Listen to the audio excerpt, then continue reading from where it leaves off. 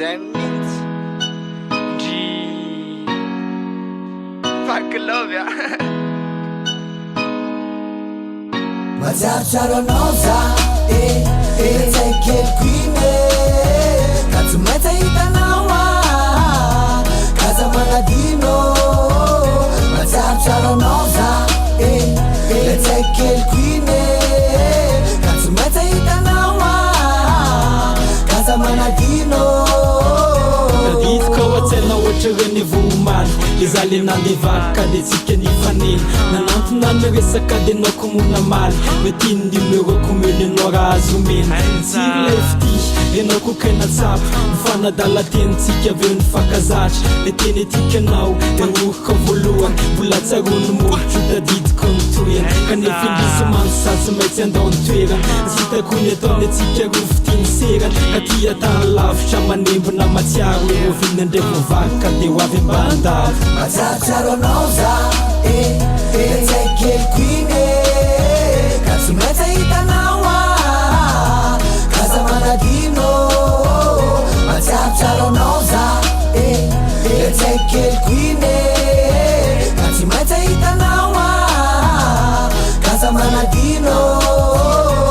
Orikala-kely matsary ndrive io le andro fialan-tsasatra zay nifakahitany nareo le tompotany nefa zay le mpivahiny nefa tsy nasakana amin'ny fiarahantsika zany natsika nany akama iza mony tsy nafantatra hoe io naretareta eo azy de misy fetrany ndry efa tanàna nefa za voateriny aby asangamba fiverenako any indray raha mbolo tafy fa zao lo mbola point d'interrogation mba defazy tsara sy m'identification fanimbandy aty matsiaro nefa tsisy solution fa maika hitany kala le vaky loviko Mazarzaro za Tsekelkwine Katsumeta itanawa Kaza manadino Mazarzaro za Tsekelkwine Katsumeta itanawa Kaza manadino Allo Kiku Efa ela za aty matsiaro fa tena tiko Marael Gaela Ohatray takin'iny tsy afaka ao andohany averana tamin'iny le sarin-drira sisa momba otriko ny ampandrinina le fokom-bola tio atyto tsaiko ampandiny de ahoana kishery inona kivavao anay tsy mety verandrindreny mba makaty